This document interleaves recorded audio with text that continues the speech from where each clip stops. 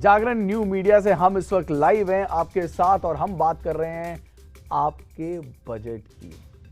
नजर इस बात पे रहेगी कि आपके बजट में क्या वो अच्छी चीजें हो सकती हैं जो कि आपके लिए बन सकती हैं फायदे का सौदा। और इस बजट के 1 फरवरी पे जब ये संसद के पटल पे बजट पेश किया जाएगा उससे पहले हम लगातार आपके साथ जुड़े रहेंगे और आपको बताएंगे, अलग अलग एनालिस्ट से मिलवाएंगे, इंडस्ट्री के लीडर से मिलवाएंगे और इस बजट को डीकोड रख के आसान भाषा में आपके सामने लाएंगे। और इसी मुहिम में हम हर इंडस्ट्री के बारे में बात कर रहे हैं और इस वक्त हम बात करने जा रहे हैं उस इंडस्ट्री के बारे में जो कि भारत की जीडीपी का एक बड़ा हिस्सा होने के अलावा 200 से ज्यादा इंडस्ट्रीज को सपोर्ट करता है। वो इंडस्ट्री जो कि कोविड के दौरान भी और अभी जो ग्लोबल रिसेशन आया उसके दौरान भी अपने आप को वापस लाने में कामयाब रही है। जहां पर जब डिमांड होती है तो लोगों की धक धक थोड़ी बढ़ जाती है। जी हाँ, मैं बात कर रहा हूं हाउसिंग की, होम बायर्स की, डिमांड एंड सप्लाई के उस गैप की जो कि इस हाउसिंग सेक्टर में लोगों को बहुत परेशान करती है। तो इस बजट में क्या क्या आ सकता है, इस बजट में इंडस्ट्री को क्या क्या उम्मीदें हैं और आम ग्राहक क्या देख रहा है। आम ग्राहक टैक्स में एग्जम्पशन देख रहा है, जो इन छूट है उस पर उसकी नज़र है, अफोर्डेबल की जो डेफिनेशन है उसमें क्या कोई बदलाव आ सकता है, इंडस्ट्री की इस पर नज़र है। तो कई सारी चीज़ें हैं जिस पर हम बातचीत करेंगे और हमारे साथ इस बातचीत में 2 बड़े ही खास मेहमान हैं जो कि जुड़ गए हैं। हमारे साथ Sanjay Sharma ji, director SK group के, जुड़ गए हैं और साथ में अमित अग्रवाल जो कि फाउंडर हैं नो ब्रोकर के। आप दोनों का बेहद शुक्रिया जागरण न्यू मीडिया के लिए समय निकालने के लिए और इस खास बातचीत का हिस्सा बनने के लिए। सबसे पहले संजय जी आपके पास आना चाहूँगा। अभी कुछ देर पहले संजय जी से जब बात कर रहा था तो उन्होंने बड़ी खूबसूरत बात करी थी कि ये एक ऐसा सेगमेंट है जहाँ पर सरकार के साथ पार्टनरशिप है तो फ़ायदा दोनों का होगा। तो दोनों के लिए फ़ायदा हो, ऐसा क्या है जो कि इस बजट में आपको उम्मीद लग रही है और जो कि फ़ायदा पार्टनर्स को भी हो सकता है। Thank you.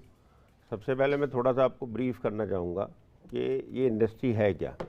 कोई भी हाउस बनता है उसमें कम से कम 100 से 150 इंडस्ट्रीज़ का रोल रहता है, जहाँ हम रॉ मटेरियल यहाँ से लेते हैं, plastic, aluminium, steel, concrete, aluminium work, bricks, everything. If you just see the more than 100 to 150 industries are involve into it.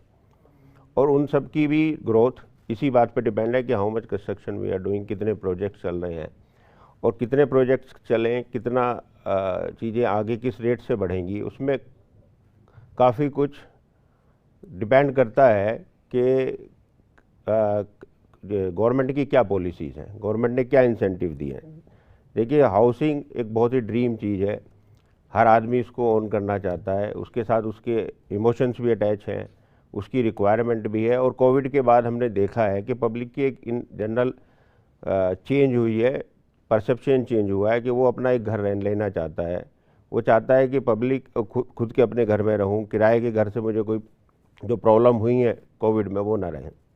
अब बात आती है कि इस सेक्टर की ग्रोथ होने से एक तो इंडस्ट्री को बेनिफिट है, कस्टमर एट लार्ज मकान बाय करना चाहते हैं। और तीसरी सबसे बड़ी चीज़ है कि अगर हम पूरे प्रोसेस को चेक करें कि बिल्डर पहले लैंड बाय करेगा, उस पर डेफिनेटली स्टैम्प ड्यूटी पे करेगा, फिर कस्टमर हाउस खरीदेगा वो जीएसटी पे करेगा, उसके बाद हम कंस्ट्रक्शन करेंगे उसमें जीएसटी पे करेंगे, उसके बाद फिर फिनिश फ्लैट जो है उसको कस्टमर को दिया जाएगा तो वो स्टैम्प ड्यूटी पे करेगा। उसके अलावा आपकी लेबर सेस है, इनकम टैक्स है। तो ये सब चीज़ें अगर आप एक मोटा मोटी अंदाज़ा भी लगाएं तो 30 to 40% वो पैसा गवर्नमेंट को एज ए टैक्स के रूप में जा रहा है जी। तो मेरा ही मानना है कि अगर इस इंडस्ट्री में ग्रोथ होगी तो सभी को बेनिफिट है। Number 1, without any investment, government is getting a 40% share of that particular sector. Number 2, customer is getting his dream home. Yeah. Number 3, employment. It is the second largest employment generation. Yeah. और जिसमें unskilled और semi skill labour use होती है। Exactly. तो जो India की सबसे ज़्यादा रिक्वायरमेंट। नंबर 4, जो 100 से 150 इंडस्ट्री इसके साथ एसोसिएटेड है उनको भी बेनिफिट मिलेगा, उनमें भी अच्छी ग्रोथ आएगी। तो इकोनॉमी वाइज भी, पब्लिक की एस्पिरेशन वाइज भी डेफिनेटली अगर इस सेक्टर में बूम आता है तो वो डेफिनेटली बेनिफिट होगा for country as a whole. Amit, जैसा कि संजय जी भी बोल रहे थे कि 40% हिस्सा तो सरकार को ऐसी पार्टनरशिप में मिल ही जाता है, यानी कि सरकार भी चाहेगी कि सबका साथ सबका विकास हो। ऐसे में क्या वो मेन चीजें हैं जो कि इस वक्त सरकार देख रही होगी, या फिर आपको उम्मीद लग रही है कि इस बजट में आ सकती हैं, जो कि हाउसिंग और एंजिलरी दोनों को आगे बढ़ा सकती हैं? तो जैसा कि अभी हम लोगों ने करा डिस्कस, ये तो बात बहुत ही सही है कि सरकार का इन्वेस्टमेंट इस इंडस्ट्री में नहीं है, लेकिन टैक्स कलेक्शन के अंदर सरकार काफी एग्रेसिव रहती है। तो जहां तक एक तरफ एक तो है बिल्डर का पक्ष, और उसी तरह से चूंकि ये NoBroker.com जो मैं चलाता हूँ वो customer facing, customer to customer organisation है। तो एक बहुत ही बेसिक कॉन्सेप्ट है टैक्स इंसेंटिव्स का कि वो इन्फ्लेशन से एडजस्टेड होने चाहिए।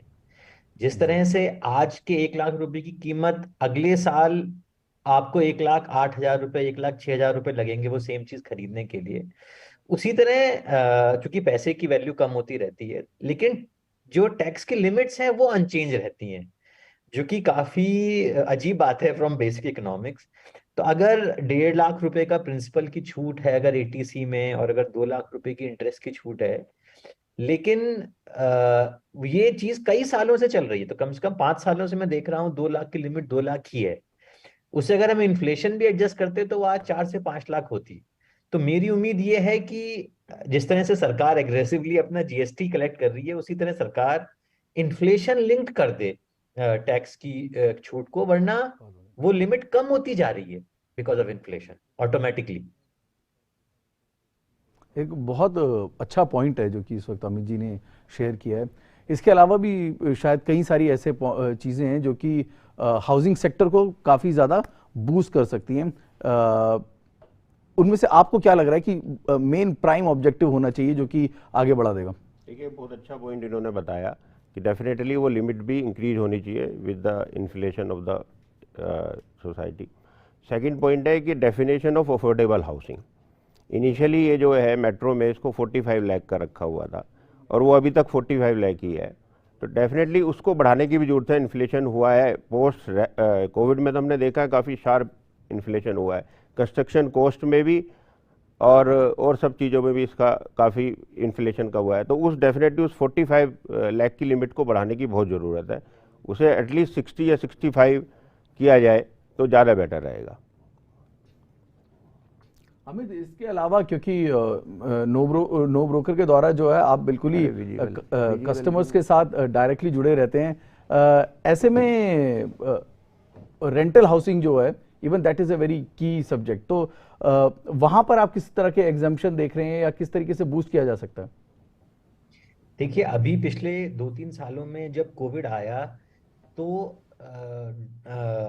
जो प्रॉपर्टी ओनर्स थे, बहुत सारे उनमें से ऐसे लोग हैं जो ओल्ड एज के हैं, क्लोज टू रिटायरमेंट है, रिटायरमेंट हो चुका है, और जो बहुत ज्यादा निर्भर हैं रेंटल इनकम से, उनको बहुत नुकसान हुआ, क्योंकि बहुत सारे लोग खासकर मेट्रो शहर छोड़ के चले गए अपने होम टाउन्स, और घर उन्होंने खाली कर दिया। तो वो 2 साल के पीरियड में उनको रेंटल इनकम का बहुत लॉस हुआ है। लेकिन जब खुला है वापस और उनकी इनकम स्टार्ट हुई है, तो सेम टैक्स उनको फुली टैक्सेबल उनकी रेंटल इनकम होती है, वो 30% डिडक्शन के अलावा।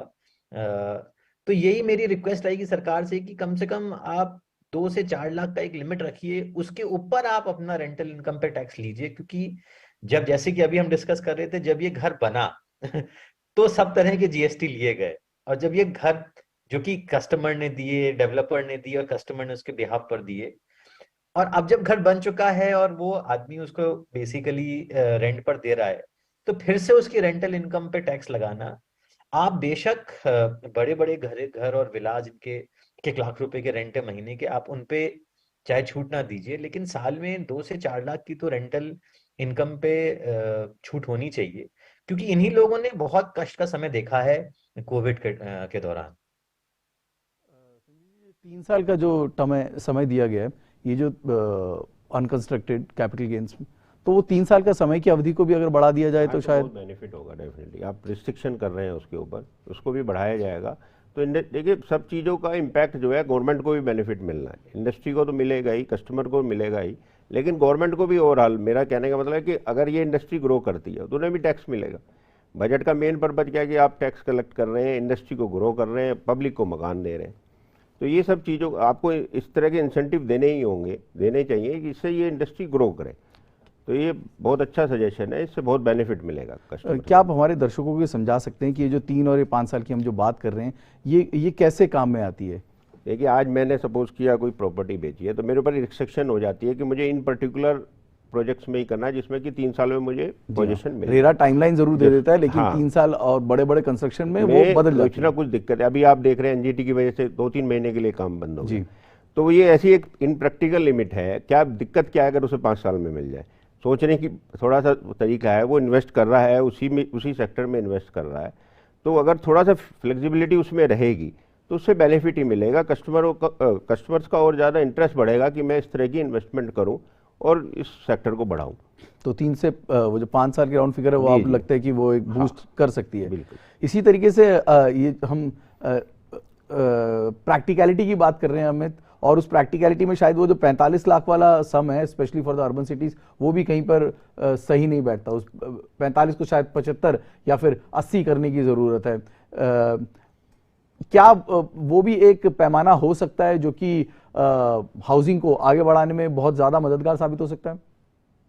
नहीं बिल्कुल। और चूंकि पूरी हम डेफिनेशन को चेंज कर दिया जाए तो सही रहेगा अफोर्डेबल की। हाँ जी। तो जो डेफिनेशन है अफोर्डेबल हाउसिंग की, उसको रिडिफाइन करने का एकदम समय आ चुका है। वो डेफिनेशन काफ़ी पुरानी है और मैं दर्शकों को बताना चाहता हूँ कि ये जो अफोर्डेबल हाउसिंग का डेफिनेशन है, इसका बहुत प्रभाव पड़ता है जिस तरह से बैंक उस सेक्टर को लोन के बारे में देखते हैं, क्योंकि वो प्रायोरिटी सेक्टर के अंदर कंसिडर किया जाता है। और बैंक के ऊपर ये बेसिकली सरकार का रूल है कि आपको इतना परसेंटेज लोन प्रायोरिटी सेक्टर को देने पड़ेंगे। तो जैसे ही आप अफोर्डेबल हाउसिंग को आप डेफिनेशन परिभाषा चेंज करते हैं, उससे लोग आसान हो जाता है बैंक के लिए लोन देना, उससे आसान हो जाता है लोगों के लिए लोन लेना, इंटरेस्ट रेट पे फर्क पड़ जाता है। और अगर आप देखें तो अभी ये लिमिट 45 लाख करी हुई है मेट्रो की और 30 लाख करी हुई है बाकी शहरों की। अब वो लिमिट काफी कम है। जैसा कि हम डिस्कस कर रहे थे, हर साल बेसिकली स्टील का, सीमेंट का 6 से 10% के बीच रेट बढ़ता है।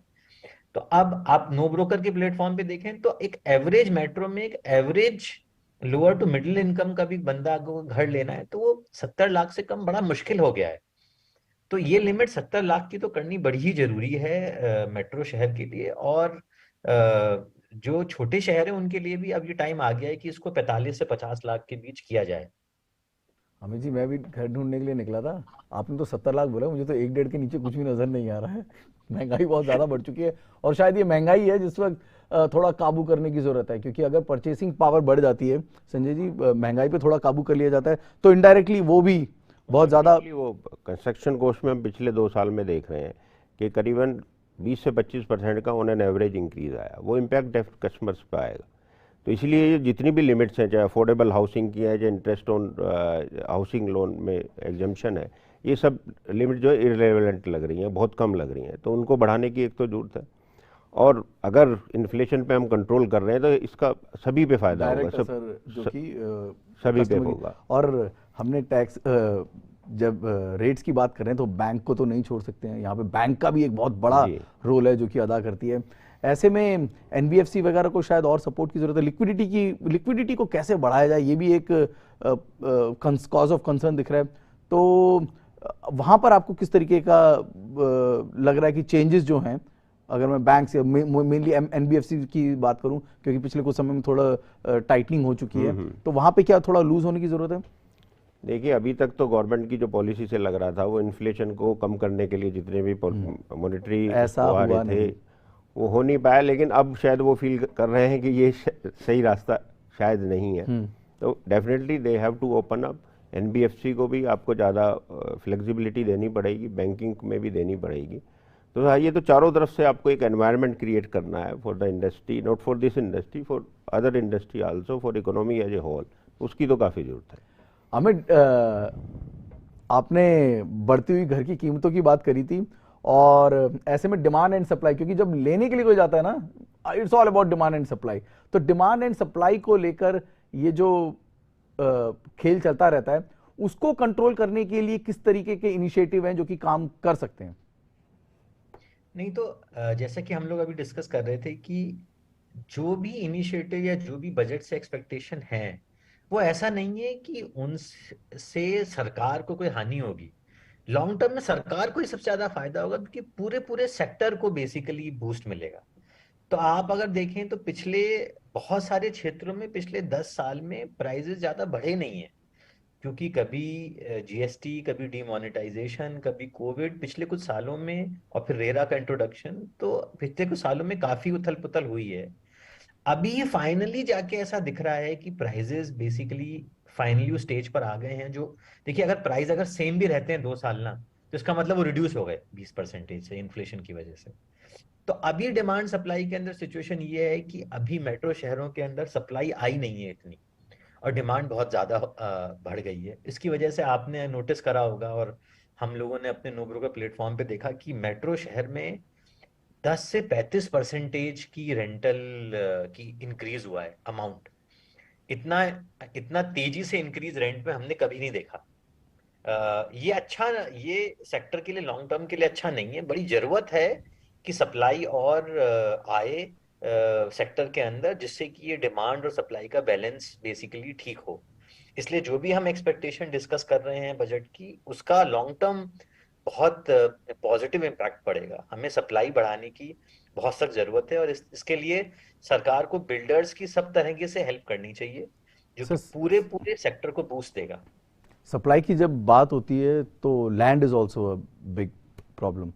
तो लैंड एक्वायर करने में यहाँ पर भी इंसेंटिव्स और सिंगल विंडो क्लियरेंस जो है वो भी काफ़ी उस दिशा में आपको लगता है कि कुछ कदम उठाने जरूरी है? देखिए, डेवलपर्स की तो ये काफ़ी पुरानी डिमांड है कि आप जितने भी कंप्लाइंसेज हैं, जितने भी अप्रूवल हमें प्रोजेक्ट स्टार्ट करने से पहले ज़रूरत पड़ती है, उनको सिंगल विंडो के थ्रू कराइए। उसका टाइम फिक्स कीजिए। जैसे रेरा में डेवलपर की एक रिस्पॉन्सिबिलिटी है कि इतने टाइम में आपको अपना प्रोजेक्ट करके देना है, कंप्लीट करके। वो प्रोजेक्ट जब ही कंप्लीट होगा जब मेरे पास सारे अप्रूवल आ जाएंगे टाइमली। तो उस पर भी हमारी ये डिमांड है कि जो अथॉरिटीज़ हैं जिनको ये अप्रूवल्स देने हैं, उनके भी एक टाइम लिमिट फिक्स की जाए कि आपको इतने टाइम में देना है। आप एक साइकिल अगर आपको कंप्लीट करना है तो आप कुछ पोर्शन में रिस्ट्रिक्शन नहीं लगा सकते, बाकी सबको फ्री छोड़ दोगे। तो ऐसे फिर वो इफेक्टिव इम्प्लीमेंटेशन जो रेरा का बेसिक वो है, थीम है, वो हो जाएगा। हमारी काफ़ी दिनों से डिमांड है कि डेवलपमेंट अथॉरिटीज़ हों या जो भी गवर्नमेंट इंस्टीट्यूशन है इन्वॉल्व हैं इस एनओसीज अप्रूवल देने के लिए, उनकी भी एक टाइम लिमिट फिक्स हो, जिससे कि हम ओवरऑल कॉन्फिडेंटली ये कह सकें कि ये प्रोजेक्ट इतने दिन में हम अवेलेबल करा देंगे। मतलब जवाबदेही जो है वो दोनों तरफ बराबर होनी चाहिए। ये बहुत सही मुद्दा है जो कि आपने उठाया है। लेकिन देखते हैं कि ये इतना आसान तो चैलेंजिंग काम है, बट दोनों तरफ अगर जवाबदेही हो तो शायद कहानी बदल सकती है। जब हम हाउसिंग सेक्टर से जुड़े हुई श्रृंखलाओं की बात करते हैं, जैसा आपने कहा कि 150 से 200 और भी अलग अलग एंग्जिलरीज हैं जो कि हाउसिंग से जुड़ी हुई हैं। हाउसिंग बूस्ट होगा तो एंग्जिलरी ऑटोमेटिकली बूस्ट होगी। एंग्जिलरी सेक्टर की अगर मैं बात करूं तो कौन कौन से सेक्टर हैं जहां पर आपको लगता है कि कुछ और इनिशिएटिव, प्लाईवुड इंडस्ट्री हो गई या एल्यूमिनियम जैसे आपने बात करा, क्या वहां पर भी किसी तरीके का कुछ आपको लग रहा है कि रियायत दें तो it's a vice versa situation that you will see? उनके लिए तो डिमांड क्रिएट करा दीजिए। इंडस्ट्री को बहुत ज़्यादा रियायत की कभी जरूरत नहीं होती। आप अपने जो सिस्टम्स हैं, अपना टैक्सेशन सिस्टम है, उसे थोड़ा सा स्ट्रीमलाइन कीजिए, थोड़ा सा ओवरऑल होलिस्टिक वे में आप सोचेंगे। इंडस्ट्री खुद मेहनत करती है, खुद अपने कस्टमर लाती है, खुद प्रोडक्शन करती है। लेकिन जब कुछ चीज़ें ये है कि आपसे ये नहीं कह रहे हैं कि आप बहुत अच्छा वो दे, रास्ता तो क्लियर कर दीजिए, उसमें से जो बोटल नेक्स है या रोड ब्लॉक्स बनाए हुए हैं उनको हटा दीजिए बस। उसके बाद इंडस्ट्री अपने आप करेगी। वो हर चीज़ में आपसे हेल्प नहीं चाहती। कोई रिबेट की बात नहीं हम कर रहे हैं कि हमें कोई रिबेट चाहिए, कोई टैक्स में वो चाहिए।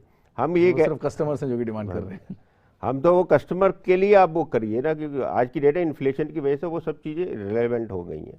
इंडस्ट्री खुद अपने आप स्टैंड हो जाएगी। लेकिन उसकी जो रोड ब्लॉक्स बने हुए हैं, जो टाइम के साथ इन्फ्लेशन की वजह से बने हैं, उनको आप दूर कर दीजिए। हर एक इंडस्ट्री खुद काम करना चाहती है, अपने आप को इम्प्रूव कर रहे हैं, इवॉल्व कर रहे हैं, lot of innovation they are doing. तो वो सही डायरेक्शन में है। पर गवर्नमेंट का जो रोल है, गवर्नमेंट वो रोल कर दे, it is more than enough, that we feel. Amit, digital India housing sector को आपको किस तरीके से आपको लग रहा है कि और आगे बढ़ा सकता है, क्योंकि आजकल सब कुछ ऑनलाइन चल रहा है, ऑनलाइन ने चीज़ों को और ज़्यादा आसान बना दिया है। ऐसे में इस सेक्टर में जो बदलाव है उसमें डिजिटल कैसे अलग से एक रोल अदा कर सकता है, और क्या किसी तरीके का कुछ है सपोर्ट जो कि आपको गवर्नमेंट की तरफ से आता हुआ दिख रहा है? तो देखिए, डिजिटल का तो ओवरऑल ही पूरे कंट्री के अंदर एक वेव है जो कि कोई भी एक व्यक्ति कंट्रोल नहीं कर रहा है। आई थिंक हर कोई ही कंट्रीब्यूट कर रहा है उसके अंदर, और हर कोई ही उससे लाभ ले रहा है। जो फर्क पिछले 5-7 सालों में मैंने देखा है, वो देखा है कि जो सर्च है, एटलीस्ट जो खोज है, वो डिजिटल मूव हो चुकी है। यानी कि अगर आपको रेंट पे घर लेना है या आपको प्रॉपर्टी खरीदनी है, तो ऐसा बहुत ही मुश्किल है कि आप इंटरनेट या गूगल आप खोल के एक बार सर्च नहीं करेंगे।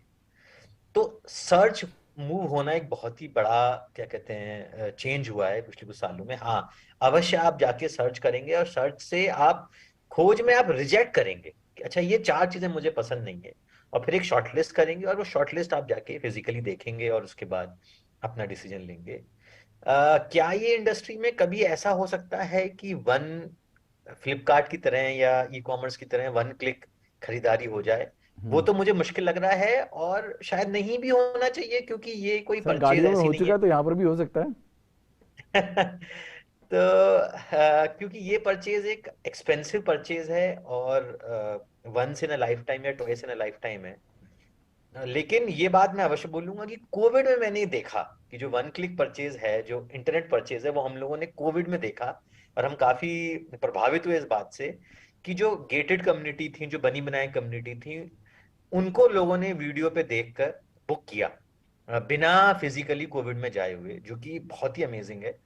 और अब जो है हम लोग, इसलिए हम लोग अब पिक्चर्स की जगह हम लोग वीडियो भी देते हैं, और बिल्डर्स की तरफ से भी 3D प्रोजेक्शंस, पूरा वर्चुअल टूर, वो तो अब बहुत ही स्टैंडर्ड होता जा रहा है। तो बहुत ही बिल्कुल। ये अमेजिंग है कि जिस तरह से कस्टमर बहुत ही ज्यादा इंटरनेट फ्रेंडली हो गया है, डिजिटल फ्रेंडली हो गया अमित है। जी, जैसे आपने कहा ना कि ये बड़ा एक्सपेंसिव आया है तो ऑनलाइन लोग शायद घबराएंगे, लेकिन आपको बता दूं कि जैसे गाड़ियां हैं 1 करोड़ से ऊपर वाली जो गाड़ियां हैं, लोग आजकल ऑनलाइन बाय करना ज़्यादा पसंद कर रहे हैं। जाते जाते your final take, 2 things that will make the housing sector really happy. I think one is that हमें जो भी टैक्सेशन की लिमिट है वो हमें इंडेक्स लिंक, इन्फ्लेशन लिंक कर देनी चाहिए। और दूसरी बात कि कंस्ट्रक्शन मटेरियल्स पर हमको जीएसटी में थोड़ी छूट देनी चाहिए, ताकि उसका ओवरऑल कॉस्ट में इम्पैक्ट पड़े positive. Final take, 2 most important things that will boost. देखिए, कस्टमर पॉइंट ऑफ व्यू से अफोर्डेबल हाउसिंग की रीडेफिनेशन बहुत ज़रूरी है कि वो 45 की जो लिमिट थी उसे बढ़ाया जाए। दूसरा, ओवरऑल इस सेक्टर के लिए अगर देखें, इसे इंफ्रास्ट्रक्चर का अगर स्टेटस मिलता है तो डेफिनेटली जो हमारा कॉस्ट ऑफ कैपिटल है वो बहुत कम आ जाएगा।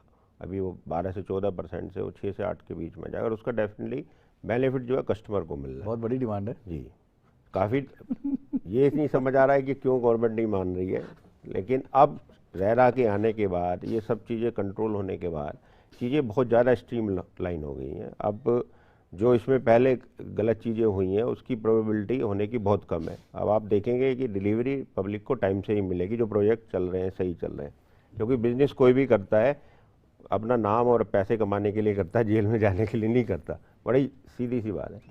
तो आगे इसमें डेफिनेटली इम्प्रूवमेंट आएगा, और गवर्नमेंट अगर इस तरह की कुछ सपोर्ट देती है तो वो इस सेक्टर के लिए, कस्टमर्स के लिए, इकोनॉमी ऑफ द कंट्री के लिए बहुत अच्छा रहेगा। और खासकर वो जो 200 से ज़्यादा इंडस्ट्रीज इसके साथ उनका उनको बहुत सर्वाइवल, वो चाहे एक्सिलरी की हो, प्लाईवुड की हो, होम मेकर्स की हो, मतलब एक बहुत बहुत बड़ी एक पूरा इकोसिस्टम है। तो सिर्फ हाउसिंग नहीं है, पूरा इकोसिस्टम है जो कि बदला जा सकता है। और ऐसे में इस सेक्टर पर बजट के दौरान 1 फरवरी को हमारी नज़र बनी रहेगी, और हमारा ये वादा है आपसे कि बजट के दौरान इन मुश्किल तथ्यों को हम बेहद ही आसान भाषा में रियल टाइम आप तक पहुंचाएंगे।